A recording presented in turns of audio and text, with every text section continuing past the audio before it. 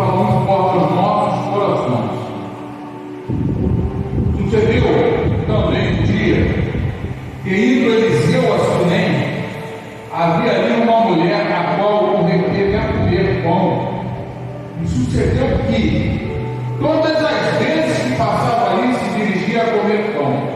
E ela disse a seu marido: eis que tenho observado que este que passa sempre por nós é um santo homem de Deus.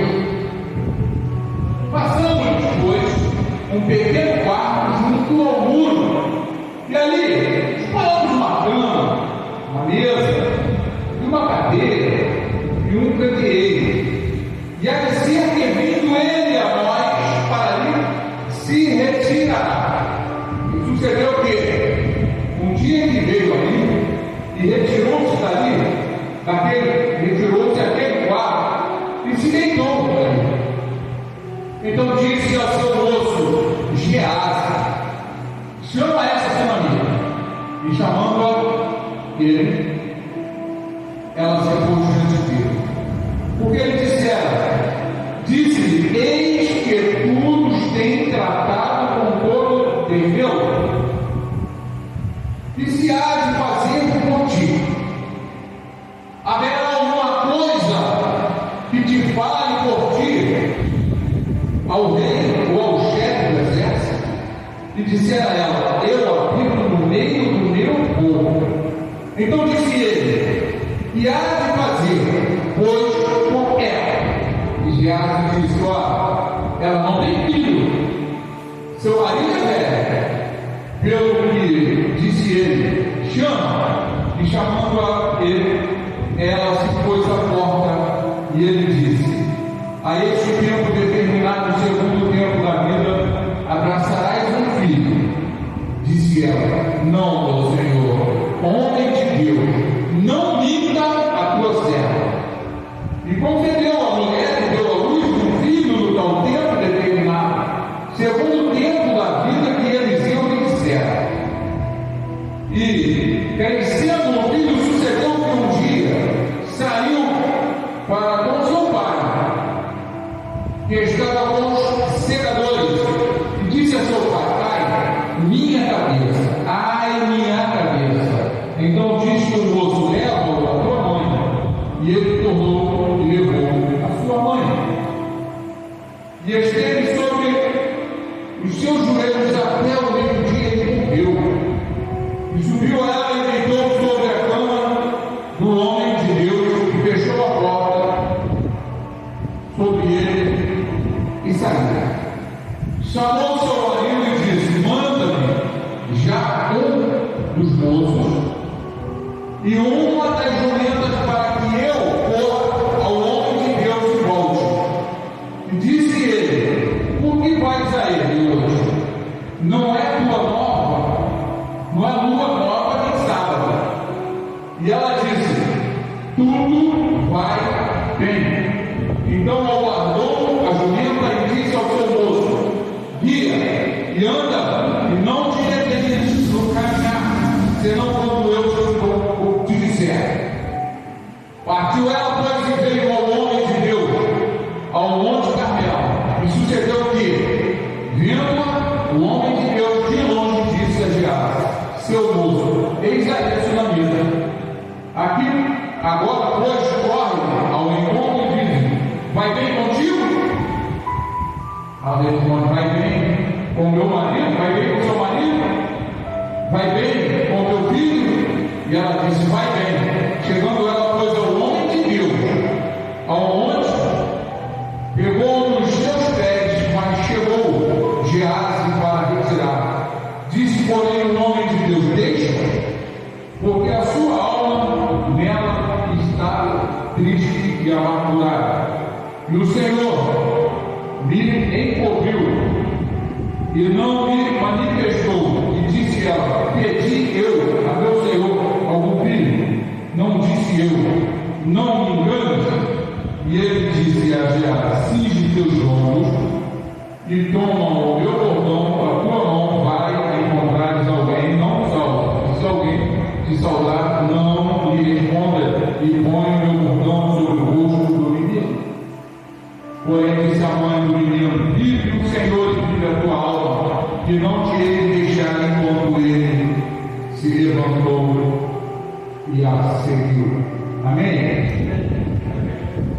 Igreja Rodeio Central. Nós começamos aqui, nessa passagem de estacionamento, primeiro que nós devemos viver uma vida diante de um espelho, viver aquilo que Deus quer que a gente viva.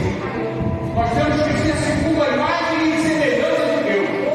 Mas para que eu seja a imagem e semelhança de Deus, eu preciso olhar no espelho e ver Deus na minha vida. Meu Deus! Ver Deus refletir naquele espelho. Aleluia! E esta sua amiga, quando olha o profeta, ela fala para o marido: vai ali, um homem de Deus. Ela identifica esse profeta. Glórias a Deus! Ela identifica. Assim é a vida do crente. Tem que ser identificada pelos seus atos. Tem que ser identificada pelo seu modo de agir. Glória a Deus! É assim que o homem e a mulher de Deus tem que viver. Glórias a Deus! E nós não devemos viver por aparência. Nós devemos viver com realidade. Tudo aquilo que temos que realmente viver dentro e fora da igreja. Na rua e dentro de casa, no trabalho ou na condução, aonde quer que seja, nós temos que ter a atitude de cristão. Glória! Ver Jesus refletir na nossa vida. Aí ela diz: façamos um pequeno quarto junto ao muro e ali ponhamos uma cama e uma mesa, e uma cadeira e um candeeiro, que há de ser devido ele a nós, para ali se retirar. Ela fez uma cama, ela botou uma cama, uma mesa, uma cadeira e um candeeiro. Ela atendeu ao profeta. Aleluia! Ela atendeu as necessidades do profeta. Oh, Mas o servo, que era aquele que acompanhava, ela deixou o ponto do profeta. ah, Deus amado! Porque o profeta, se ele queria ver alguma coisa que fosse necessária àquele servo. Mas se o profeta estava ali, e o servo estava acompanhando ele, mas ela providenciou o local, porque nós devemos atrair coisas boas para a nossa casa, para a nossa vida. Nós que devemos desejar Deus na nossa vida. Deus na minha vida é fazer a vontade dele. Aleluia! Nós desejamos todo momento que ele faça a nossa vontade, que ele atenda aos nossos anseios, que ele faça com que as coisas que nós precisamos sejam atendidas. E nós, o que estamos fazendo por Deus, pela obra de Deus, por aquilo que Ele espera que nós façamos? O que eu estou fazendo? Eu acordo de manhã, eu faço o quê? Eu passo o dia fazendo o quê? O que eu faço pela obra do Senhor? Deus querido! Nós temos que nos preocupar com isso. Muitas das vezes, nós nos preocupamos com as coisas materiais da nossa vida e não com as coisas espirituais. Nós temos dentro de nós algo que nós devemos alimentar. É como se nós tivéssemos dois animais, um espiritual e um carnal. E o mais forte, quem vai estar mais forte, vai ser aquele que nós mais alimentarmos. Você está alimentando mais o teu espírito, o espiritual, ou você está alimentando mais a tua carne? A parte material, muitas das vezes nós nos preocupamos com a parte material. Eu busco fazer de tudo para alimentar a parte material e a minha parte espiritual fica esquecida. Porque eu alimento tanto a parte material e quando chega o momento de eu alimentar o meu espírito, eu estou com o corpo cansado. Meu Deus! Glória! Eu estou voltado a outros interesses. É o momento que você precisa chegar e fazer a vontade de Deus. E é esse momento que nós temos que buscar sempre. Mas sucedeu que um dia o profeta fala: o que ela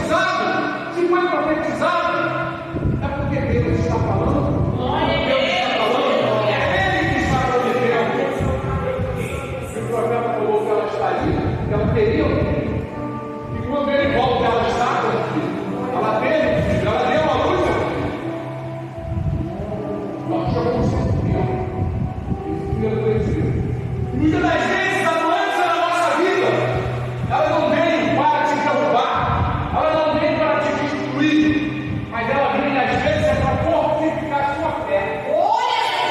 Muitas das vezes algo que nós não desejamos acontece conosco, mas não é para que você esmoreça, é para que você se fortaleça.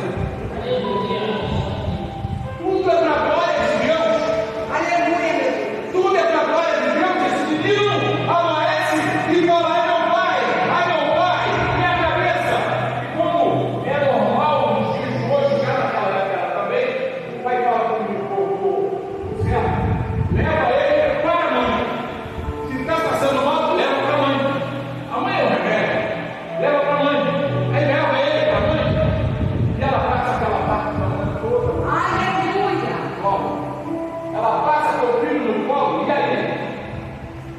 O menino morre. E ela vai procurar novamente o profeta. E o pai pergunta: está tudo bem? Está tudo bem.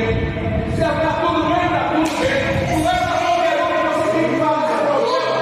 Você não precisa socorro em qualquer porta, em qualquer lugar. Aleluia. Falar seu problema é para Deus. Você ficar no quarto e falar com Deus que Ele pode fazer alguma coisa. Aleluia. E ela vai falando: está tudo bem. O filho dela estava morto em casa. Mas ela falando: está tudo bem. E põe ela no corpo do profeta. E aí Tiago pergunta: está tudo bem? Ela responde: está tudo bem. Todos se perguntavam, ela respondia que está tudo bem. Ela só revelou a sua dor, ela só revelou a sua necessidade quando estava diante do profeta. Deus. E aí ela fala para ele: eu não pedi alguma coisa, eu te pedi um filho. Só que ele já sabia que eu já tinha revelado para ele. Tiago tentou até tirar ela. Mas ele falou: deixa ela, porque ela está magoada. Ela está com o coração chorando. Deixa ela, Miguel. Agora vai na frente, pega o meu bordão e leva. Vai na frente. E logo atrás ele vem.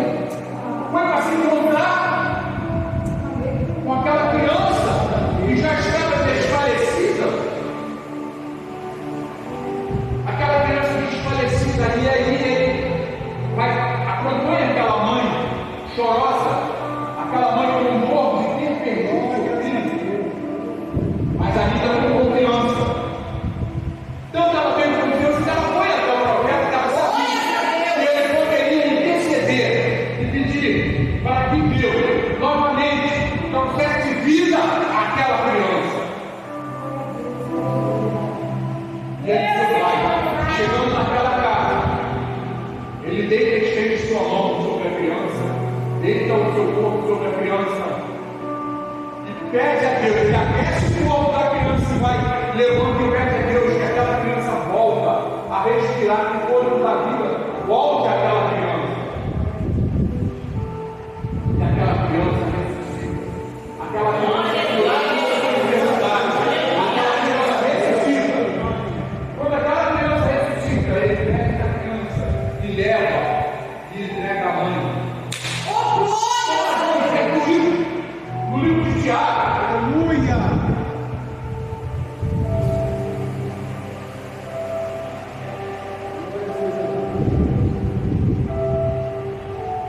Nós vamos voltar a falar sobre o espelho. O livro de Tiago diz: porque se contempla a si mesmo e foi-se logo e esqueceu. Porque se alguém é ouvinte da palavra e não complicou, é semelhante ao varão que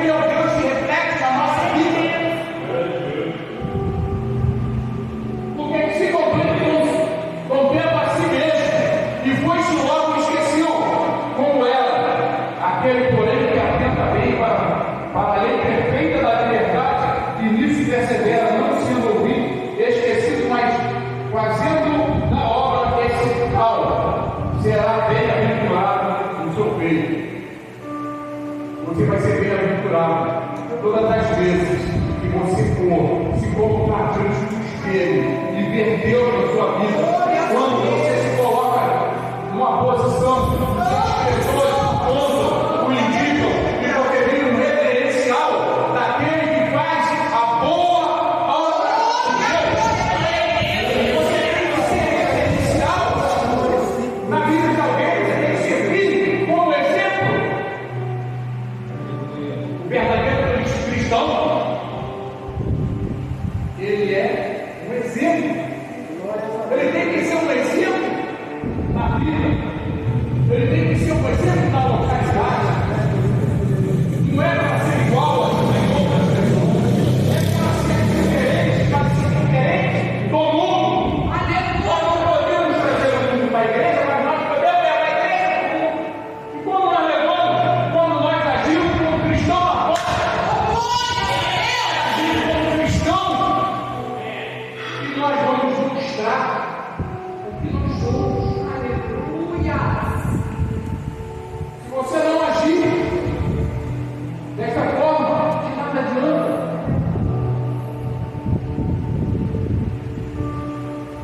Nós temos aqui no livro de Mateus também, 7:24.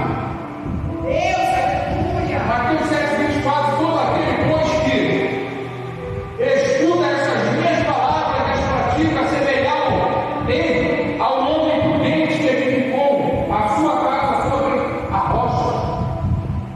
Se você é prudente, se você faz a vontade de Deus, a sua vida é como aquela casa construída na rocha.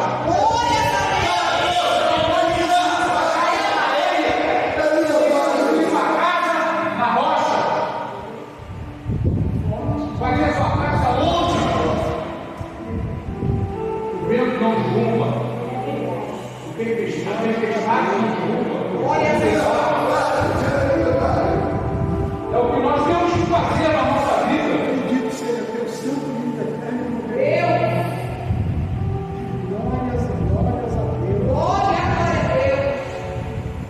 Em 2 Coríntios, nós vemos 2 Coríntios 3:18, diz: e todos nós, no entanto, não temos um véu sobre nosso rosto, e podemos ser espelho que reflete claramente a glória do Senhor. À medida que o espelho do Senhor trabalha dentro de nós, somos transformados com glória cada vez maior, e tornando mais e mais semelhante a Ele. Cada vez que você chega, você se torna cada vez mais e mais semelhante a Deus.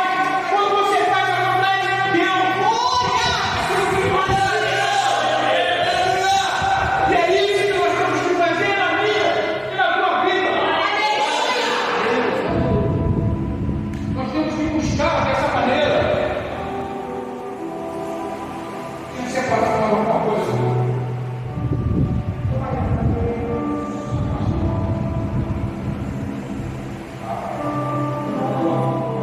Então nós temos que fazer sempre a vontade do nosso grande Criador.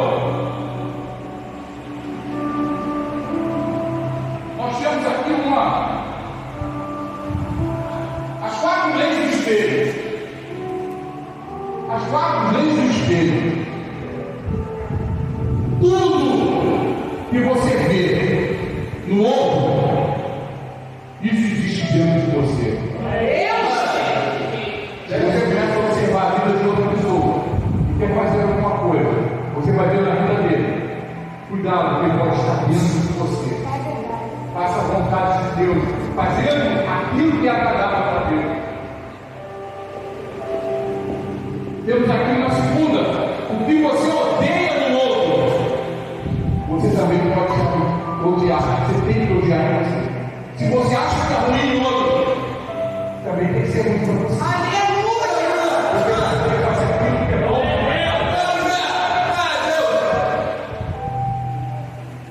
E o que você admira, aquilo que você admira no outro, para você admirar no outro, isso tem que existir em você. Quando você fala, eu acho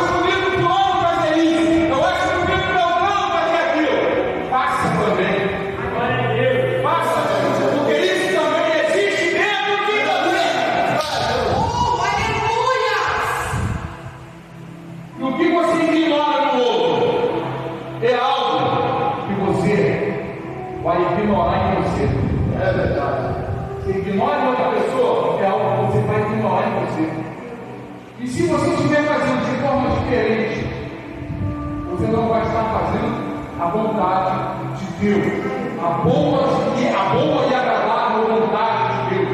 E a boa